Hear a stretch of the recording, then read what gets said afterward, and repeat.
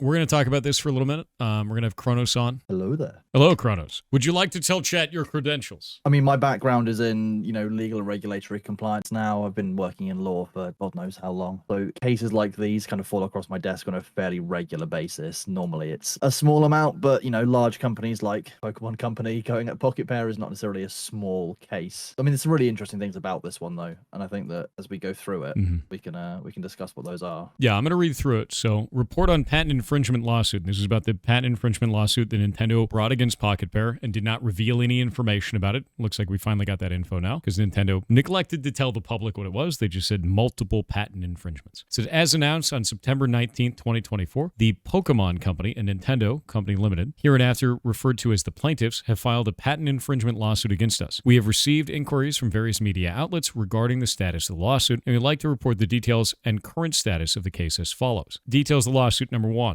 Plaintiffs claim that Palworld, released by us on January 19, 2024, infringes upon the following 3 patents held by plaintiffs and are seeking an injunction against the game and compensation for a portion of the damages incurred between the date of registration of the patents and the date of filing of this lawsuit. Number 2, target patents. Patent number 7545191. Patent application date July 30th and registration date August 27th, both in 2024. Patent number 7493117, February 26th, May 22nd. That's after they launched the game. All of these are after they launched the game. Summary of the claim: an injunction against Palworld, payment of 5 million yen. Wait a minute. Let's go to 33,000 US dollars, I think. They're setting precedent with this, aren't they? That's all they're doing. Yeah. This is purely about the fact that we've not really had a case like this ever hit the courts and hit kind of the public eye in the same way. So this isn't about, we want a huge amount of money out of Palworld's death. We want to establish the legal principle that if we have a patent on a game function, that we can get damages for it, that we can bring a court case for it, and that there's at least indication, even if it's only a settlement, that they can go ahead and do that. It becomes the norm. So it's even worse because they're basically setting the precedent that you released your game first, we can file for a patent later, get the patent registered, and then come back and retroactively attack you. And they're setting precedent for that over $32,000, which is such a small amount. That's wild. Yeah, the patents themselves are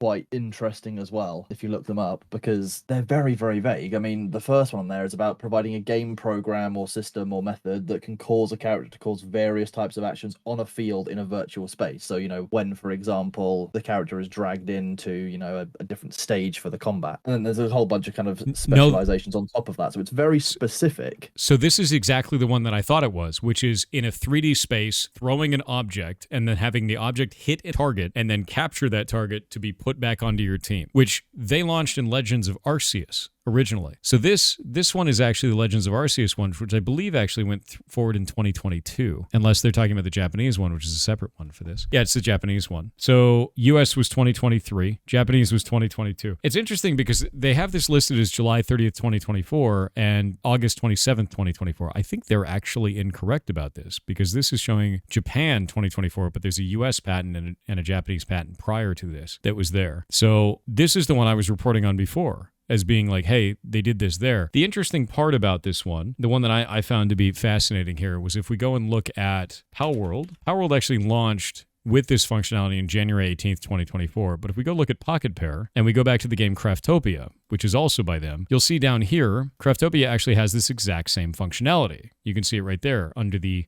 capturing monsters in a monster prism. And you have to aim it and throw it inside of a 3D space exactly as this patent describes. But this game came out in 2020, which is long before it. So this is kind of weird to me. I don't know enough about Japanese law, and I don't know if you do either for this. Do we know if prior art even matters in Japan? It's relevant because ultimately a patent comes down to who created this idea and is registering for it first. So there's always, it's kind of like a possession is 9/10 of the law kind of situation where if you have it in a game, it's already indicative that you've created it and you've done it. And then you have to get down into arguing with the patent office of contesting, the patent claim itself. So while this patent is, filed, it's valid, whether good or bad reasons. No one has seemed to have questioned that patent. So you can't just kind of write off the merit of it. This has to be a lawsuit about it. It's like I said, this is all coming down to precedent. Ultimately, Nintendo, if I was inside Nintendo right now, my thoughts would be, okay, we've taken a massive kind of public image hit for going after Palworld. Yeah. So we can't really drag this on. We need to do something that's going to set us up well for the future so that we can deal with issues like this,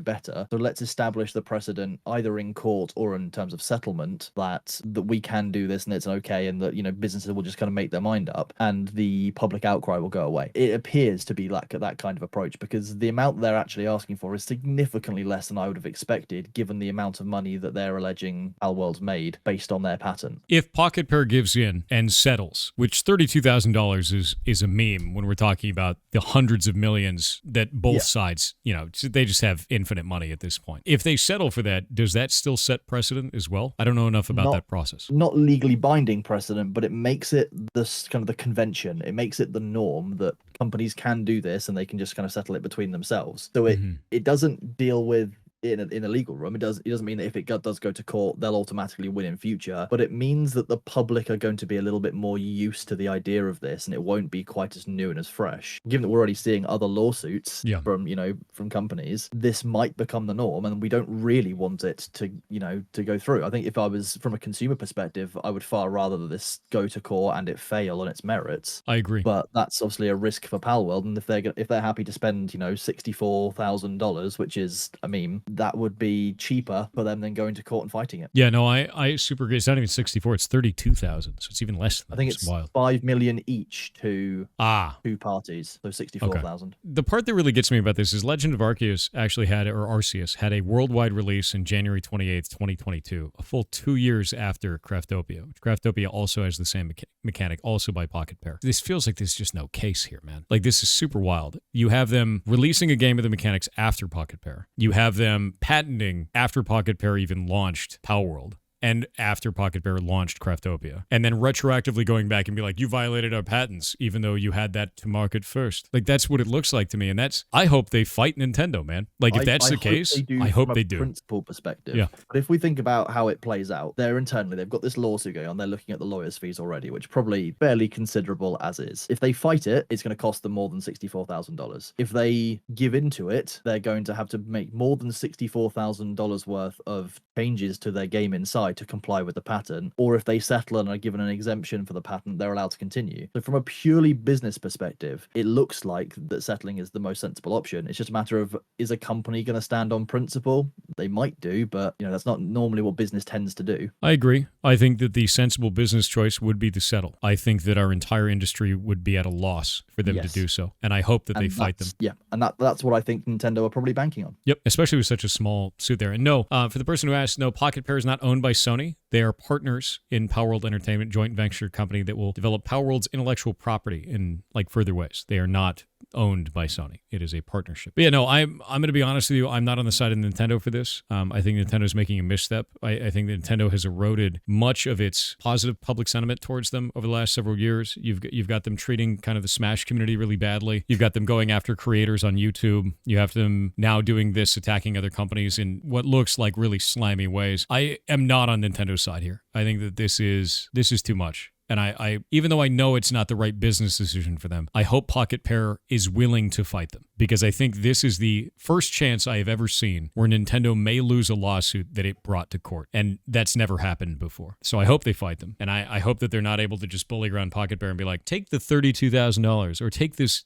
5 million yen, which is about 32 grand. Just give us that money. You've made hundreds of millions. Just let us set precedent to bully people in the future. I really hope they don't do it, man. I hope they don't take it. Yeah. The challenge as well is that this is all being obviously bought in Japanese kind of law, which is in different, a lot of ways when it comes to ownership and it comes to patents, what we would call archaic. We wouldn't necessarily say that it's like a move to reflect the times and how things have changed in the Western world, but that's a very different culture over there. And it's important to remember that any Western company that's, say, based in the US has to comply with US patent law, which looks different to this. Yes. But it's the starting start of a slippery slope, and it's not something I think that we want to see happening inside the gaming space, really. Yeah, A very I think corporate step. I think that's the really scary thing about this is you've got Titan, a company that is very beloved in Japan, and you have a new upstart. You've got an underdog. I also don't know what it means when you're a major company and you file for a patent and then go back and retroactively attack a company that also has those same mechanics. Even though I don't understand the Japanese legal process, that feels wrong. That's like, oh, you made something? Well, I'm going to go patent it and attack you. Something about that doesn't feel right. Like, that shouldn't be that way. Has this happened before? I've not seen this happen before. Not in this way. Things haven't happened like this before. No, this is the start of a bit of a shift. The multiple lawsuits we've seen coming up recently have been a bit of an alarming one, where businesses are kind of going at it what we would see as very anti-consumer methods and reasons. For those wondering, I find this to be damaging to the games industry heavily. The idea of patenting mechanics on its face, even at all, is disgusting to me. I think it's a really bad move. I don't think you should patent mechanics. I think you should copyright characters, music, art, etc. to protect your intellectual property. I don't think you should ever at any time be able to patent a game mechanic, because that robs it from everyone being able to express anything inside of that style.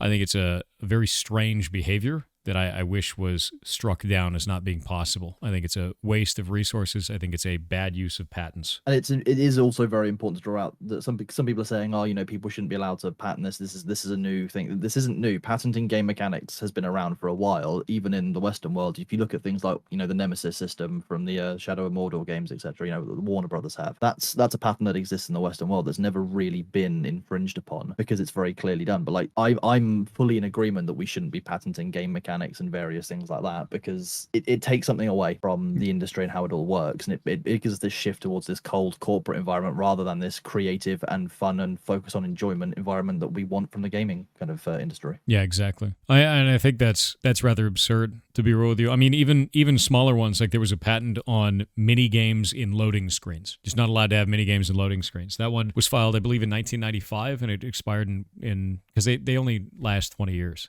So it's already expired, but it was one of those things that was just like really absurd. Yeah, 2015 expired the loading screen minigame patent, yet in 2017, barely any game does this. Yeah, Bandai Namco in 1995 held the patent for auxiliary games that are minigames that can be triggered during loading screens. And they disallowed anyone from being able to do this because they own the patent on running a minigame inside of another game during a load screen. But we don't really have load screens in that capacity anymore. But this is the kind of thing where you're like, you could have had loading screen minigames the whole time. You just had them. It'd be great, right? Couldn't have them. Not until 2015. This is the kind of thing that's just like, why are you able to patent that? That's absurd. That doesn't make any goddamn sense. The dinosaur game in Chrome technically infringed on that patent? No, because it wasn't really a load screen, was it? It was you're disconnected from the internet. Yeah, that was a distinguished item. It's not a load screen. That's a like an error screen, and that's what these patents come down to. They can come down to the absolute smallest kind of feature they can use to differentiate. But if there is a lawsuit brought, you're going to have to argue that, and it's going to be very, very expensive. So a lot of companies just stay away from entire areas of patents just because they don't want to cause a fight, because it's expensive, it's slow, and it takes time. Yeah, it takes time, and it creates often a lot of media kind of fury over what should be a small internal matter. I'm not saying the dates on these patents don't matter, but they're not as relevant as the fact that there is a lawsuit outstanding on a company, or 3 separate lawsuits outstanding on a company, and that applies a certain amount of pressure. It's scare tactics is really what that is. One of the principles of law, I mean, I don't particularly agree that the show Suits is a good one for showing how the law works, but there are a few comments in there about settling which aren't inaccurate. It is often far more effective for a company to settle than it is to actually fight some of these things out purely on the merits of cost. Like I've said, business is focused on cost and profit. That's how this works at the end of the day. We can't force them to rely on principles, but I fully agree that we, as a consumer base, should be hoping that they choose to fight it on its merits rather than folding. But that's down to the lawyers and down to the business choices. We can't fault them either way, depending on what they choose, because it's their prerogative. The part that's really interesting to me is if you look at this and you look at the timings on them, it seems likely, at least in the realm of possibility, that Nintendo did this specifically to attack Palworld. And the issue that I have with this is if you are able to find a competitor that is doing well in the market and you go, I'm going to go patent a bunch of things that we've done too, and now they're also doing, and then we're going to attack those with them even though they were already in the market. That's deeply disturbing to me, because that's taking this whole thing to another level that is just not all right. And if you try doing that in the US or the UK or parts of Europe, then what you would find is as soon as you try filing that patent, someone's immediately going to fight you, and you've got to back your patent claim up in court, and it can take years to get through it. at which point, every single other game out there is starting to use your mechanics because there's no choice on who actually holds the patent. It kind of lets the cat out the bag. The interesting part here, and I want to look into how you file patents in Japan, is the fact that there doesn't seem to have been any contesting of these patents originally, and how all of that works. That's where you would have found kind of the initial battleground. So if there wasn't a battle on that, why not? Would be my question. Because you have a small company that likely did not have the legal wherewithal at the time or the resources to fight it, because they filed these. Palworld only came out January 19th. They filed these in July and August and February and May and March. So like you've got basically you've just got a bunch of patents. They saw them on the horizon, went, oh shit, these guys are actually taking a sizable amount of the market. Let's stop them. And filed it before they had any of the type of income or wherewithal to be able to fight. So that's not all right to me, man. Like that just looks really greasy, and it's upsetting for me because I grew up on Nintendo games, right? I grew up on Nintendo games. I grew up playing these types of games. I grew up being inspired by what Nintendo was doing, and it largely led me to want to go and get into the games industry. I grew up on Super Nintendo. And like for me now, it's like you've lived long enough to become the villain and you're doing actual harm to our industry when you were some of the people that created our industry, which is just insane to watch. For the people in chat talking about, challenging it, that's what we're talking about. The ongoing legal process would be for Palworld to challenge the patents, to challenge the filings, and to go down all of that route. The point is it's going to cost them significantly more than $64,000, which is what they're being asked for. Yeah, they've said right here... The wording of the injunction will also be interesting. Yeah, I would like to know what the injunction is, because it says payment of 5 million yen, which is a total of $64,000, and an injunction against Palworld. What does that mean? Are they going to tell them to stop playing the game or like selling the game? They're going to tell, like, what are they going to do? What does that mean? That could be anything. Yeah. An injunction, such a broadly termed item that it's basically any order to not do something. It could be an order to no longer sell the game. It could be in order to remove the throwing the Palsphere mechanic. It could be in order to give them a percentage of sale. Like there's so many different things that could end up being. We will continue to assert our position in this case through future legal proceedings. So it looks like they're going to fight, is what that seems like to me, based on this wording. And please note that we will refrain from responding individually to inquiries regarding this case. They can't, by the way, so don't reach out to them and bother them. If any of the employees said anything to you at all, it could be used in court. So just don't. Just don't do it. So if any matters arise that require public notice, we will announce them on our website, etc. I hope Palworld wins. I hope Pocket Pair wins this. I hope they fight, and I hope they win. And I am pretty disgusted with what Nintendo's doing right now. Please compare to the official Japan FAQ. Should I search for prior art before applying for a patent? If you intend to file a patent application, you are advised to search for prior art relevant to your invention through a patent information database or have prior art searched by a patent information search company in your country before filing an application. This is for the Japanese Patent Office. Nintendo, did you skip something? The important thing to recognize is that the patent has been granted. So somebody along somewhere must have reviewed the application, said despite the prior art, this is in some way distinguished or not, it is still novel, therefore it still applies. And this is what it'll come down to, the very the deep intricacies of the law and all of the internal decisions made and the actual mechanics inside the case. This is there's a little bit more though. Howard will be fighting on. If your invention has lost its novelty and is already publicly known at the time of filing the application, you cannot obtain a patent for the invention. So how was the patent obtained? There's the problem. I don't think that patent should have been approved, is what that is. And that will be what Palworld will fight it on. And they should. It's effectively that. Yeah. Like almost all inventions for which patent applications are filed with the Patent Office in the world are published in patent gazettes. A patent examiner searches those gazettes and other patent information when he or she performs the substantive examination of your patent application. I don't think they did this part properly. I think somebody approved a patent that they otherwise should not have actually approved, which is really, really disappointing. What is likely going to happen to me is if they do go and fight each other, this will come up. They'll want to know why this was issued in the first place, seeing as this. It's important to note that section there talks about checking other previously applied for and granted patents. It doesn't apply to, just all uses of it out there in the public. Correct, which means that they didn't apply for a patent to it because, I'm going to be honest with you, why would you? It's a game mechanic. So they likely have a blind spot there because there was no patent applied for. Nintendo applied for these patents potentially to target them directly, and now they're using them to go and do punitive damage against Pocket Pair and set a really weird precedent of we can patent something after you've released it and then fight you with it. Palworld will have to base their case on the fact that these are no longer novel features. These patents shouldn't have been lawful. It's just going to be a bit of an expensive fight for them. And like I said, I'm pleased to see that they say they're going to fight in there. But where's the line for Palworld? Yeah, I mean they're a small team, right? So like, let's see, how many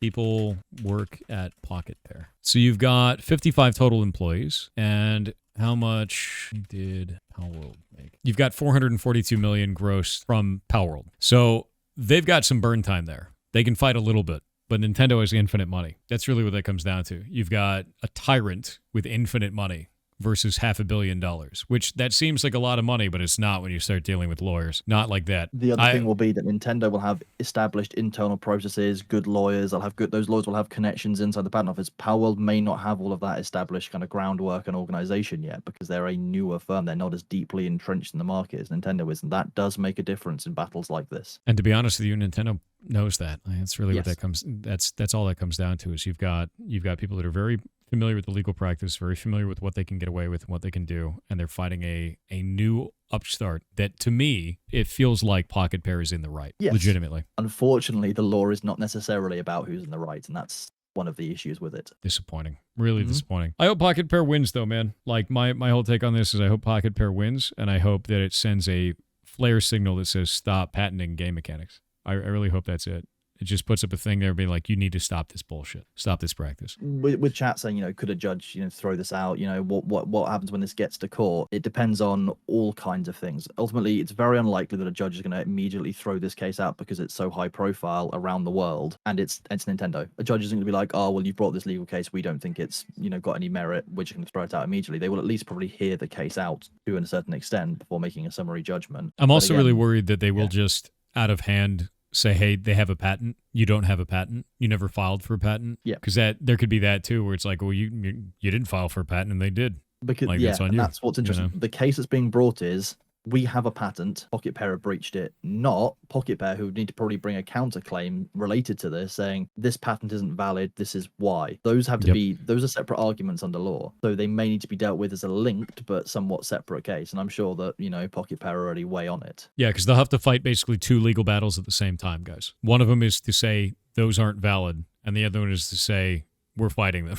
You've got like multiple fronts on this battle now. It's not simple. It's not as simple as a single court case. You prove it all in one. You have to do multiples. And Nintendo will be as willing to pay out as much as it takes, basically, to offset the amount that they're losing from doing this or what they think they could gain in future. And Nintendo has deep pockets, lots of experience, and knows they can settle in for the long haul on it. Yeah, that's wild. So they've not got incentive to settle or to back down. No, they don't. Yeah, they don't have incentive to back down. And Pocket Pair has every incentive to back down too. Unless, and this is the important one, unless this injunction is something egregious. Then they have every incentive to fight. We just don't know what that is. It could be anything. Yeah, and sometimes injunctions cannot be disclosed for various reasons. Pocket Pair is not indie. They have a partnership with Sony. Indie, they were independent before this. They were fully independent. They couldn't form a partnership with any other company. They had to completely build this game entirely on their own without any publishing experience, without any publishing partners of any kind. They now have a partnership with another company specifically because they did so well. That is an indie company. That is an independent company. Up until now. Sony did that afterwards. So I think that is a detriment to their name to say that they're no longer indie, or that they aren't indie, or that they weren't at the time. Develop Palworld fully as an indie. Will Sony help? I don't know. I don't know what we don't know what their agreement is as a partnership, right? Because it's a partnership. They don't own them. So it really comes down to that. I don't like Sony Publishing. I won't play any games from Sony Publishing because the way that they treated Helldivers 2. But I don't know what their agreement is with Pocket Pair. No clue. Not going to hold that against them. I didn't hold that against Arrowhead either. It's not their fault. The other thing to consider here is that partnerships are not necessarily set in stone, and if Sony thinks that this is it's too much of a risk to them, they'll walk or that away. They can't proceed with it, they could also walk away. So it depends on a lot of different moving internal parts inside each of these businesses, and I don't think any of us are informed enough to make a really kind of detailed judgment on this. Yeah, we just don't know enough about Japanese law. Yeah, that's the hard part. And how their businesses want to work and want to function. If there's already strained relations between Sony and Palworld, this could be enough. Pocket Pair, this could be enough to push them over the edge. But it also, if they're really good friends, Sony could be like, you know what, we're going to join in and help you because we think this is wrong. It could go any way depending on what's going on inside those companies. We can't jump to any conclusions here. A lot of people are like saying, I hate Nintendo, all this kind of stuff. I don't like this either. I think it's really bad for Nintendo's image. It ruins a lot of the way that I feel about that company, but it doesn't destroy the good memories I have from playing Nintendo games when I was younger. It doesn't ruin the reason for me to get into the games industry in the first place. What they've become now is separate from those for me. So it's also very important to remember that this is not Nintendo devs that are necessarily doing this. This is high up Nintendo leadership, the Nintendo legal team, and people who are kind of in decision-making positions. People who are making games for Nintendo or with Nintendo are not the ones at fault here. Agreed. This is the top level of the company. Yeah, I completely agree with that. Basically, what it means to me is if a game comes out on Nintendo Switch or something like that, and it also comes out on Steam, I'm buying that Steam version. Yeah. How that feels to me. I'll just play it on Steam Deck anyway. It's like, yeah, this is the interesting part. Game Freak isn't even a part of this, just the Pokemon company. Yeah, that's likely to do with who holds the patents and who's party to various agreements internally. There's probably some legal intricacy going on there. I've never really looked into the exact relationship between Game Freak and the Pokemon company and Nintendo. There's probably nuance in there. But yeah, this is one to watch, I think. There'll probably be a lot of conversation around this and around patents in general in games as we go on, because this is becoming more and more of an issue. And I do hope that we don't see an industry shift towards patenting all of your mechanics. And so, your favorite looter shooter mechanic is only going to be in one game ever. You can't learn. It to me will impact the inspiration available to developers and to people who are making games. Oh yeah, and for those who are wondering if Palworld actually used generative AI, no, it did not. The person that stated that it was using generative AI here actually says, I'm doing this because I think it's disgusting how much Palworld glorifies animal abuse. They lied about the entire scenario and admitted it all on Twitter. Those models that you saw that were very close, they modified those models to make it look like Palworld was stealing from Nintendo. None of that was true. Yeah, you get into a very difficult area of, what's inspiration, I think this kind of animal type looks cool, And here's the biggest factor with this. For everyone that still thinks the models were stolen or some shit like that, Nintendo didn't sue them. Nintendo would have sued them for copyright infringement, and they didn't. Nintendo's one of the most litigious companies in the world, and you're seeing that now with this patent trolling. So if they didn't go after them, pretty sure some people on Twitter don't know better than Nintendo at that point. Yeah, all of these patents are about, kind of the game system, the processing that the game does, the mechanics itself, rather than about characters. It's very important to separate these two issues. There's no relation there. Copyright and patent law are completely separate. Correct. That is absolutely the case. Yeah, this has nothing to do with that. So this is only with patents. But yeah, for the copyright stuff, there's no water being held there at all. Anybody who still thinks that there was copyright infringement is wrong, straight up, because Nintendo would have gone after him, dude. They would have run him over like a lawnmower at that point. When we were bringing out the Court of Trial by Combat, would you think like Super Mario is going to come out and like fight a pal? Is that going to be it, dude? Is that how it's going to go? Was Craftopia a ball? It's not about the shape of the object. The patent specifically says throwing an object in 3D space that the player has to aim to capture a creature of some kind and put it back onto your team, which is exactly what happens in Craftopia. Released in 2020. A little bit interesting. Yeah, throw rocks at each other until one captures the other. Ridiculous. Yeah, sadly, we rescinded Trial by Combat in the UK 200 and something years ago, but, chat might have a point here. I mean, you don't own us anymore. We could bring it back. You could, yeah, feel free to reintroduce Trial by Combat. That went historically very well for people. Rock on, dude. We're There doing was an it. interesting case in the UK about 20 years ago where somebody tried to declare Trial by Combat over a parking or a kind of speeding fine. Did they actually? Yeah. Were they able to do it? No, they weren't, because it had been rescinded a long, long time ago. But they tried to do it in court, and it was very funny. Became massive news, I would expect, yeah. Yeah. Oh, yeah, of course. Over one like £25 parking fine or car fine. Well, I think we've kind of exhausted all the things on this. I'm glad we talked about it, though. Glad I got your take on it. And for those who don't know, this is Kronos, our lead moderator, and lawyer man that knows many things about the law. I think the interesting part of all of this case is that it isn't just about the law. It's about how businesses work and function internally and how decisions are made at a leadership level and disseminated out. Those two are often at odds with principles and kind of consumer rights. So we have to be very careful on how we proceed. And consumer rights is my background. I think the thing that scares me the most about it is if Nintendo pulls this off, you're going to see other companies mimicking the same behavior. And I think the other thing that scares me about it is Pocket Pair is in a very precarious situation because they work with a lot of third-party partners. It is very likely that if those third-party partners see them fold on this, they may no longer want to work with them, because they're like, oh, Nintendo won a patent lawsuit against you, even if it just ends up being them settling, right? I'm also deeply concerned about an injunction against Palworld, because we don't know what that means. That worries me. What is the injunction? I think what are the details there? Kind of an educated guess would probably be to cease the use of those mechanics in any existing games and to no longer include the kind of development of that. at a minimum would probably be that, because Here's the problem, they though. want to be able to enforce their patents some way. Nintendo's going after Palworld for that. It's like they completely forgot that Craftopia exists, which is also by Pocket Pair. On purpose. And also has the exact same mechanic. They're not calling out Craftopia, they're calling out Palworld to attack Pocket Bear. I think it's probably because Craftopia is inconvenient for them. Yeah, I mean, very much so. Some of these patents that they're kind of pulled out here they go back as far as 2021. So you're getting further back, but Craftopia is still, as far as I remember, before that. And the development on that must have started before that, because you have to remember that patents can be filed once the mechanic is being designed, not necessarily when it's been released. So however long Craftopia was in development for will also be relevant. All those internal builds and discussions and design documents are also going to be relevant to that case. There's a lot to do with this, and there's probably an awful lot of paperwork being gone through, a lot of contemporaneous minutes and notes and, Teams messages, all kinds of stuff could be involved. I think that their greatest defense is likely going to be Craftopia than showing this off, because this is the same mechanic they're going after them for, and I find it very interesting that Nintendo left it off the lawsuit. It is likely tactical for them to leave it off because it's very inconvenient. It does show prior art, which, based on what we read for Japanese patent law, prior art has precedence. I'm going to wait and see how this plays out. I hope Pocket Pair fights them to the fullest extent of the law, and to be honest with you, I hope they win. Same. There are a lot of people in chat talking about how they could maybe move it,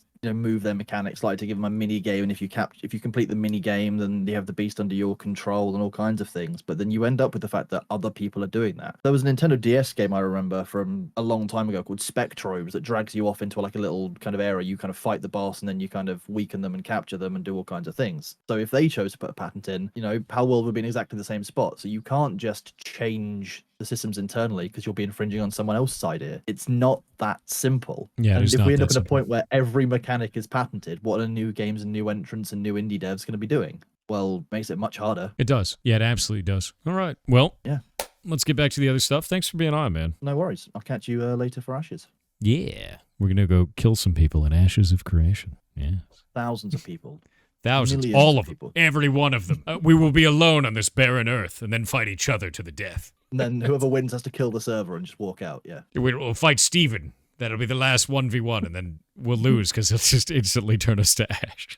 Again. Fantastic move. All right, I'll see you, bud. Bye.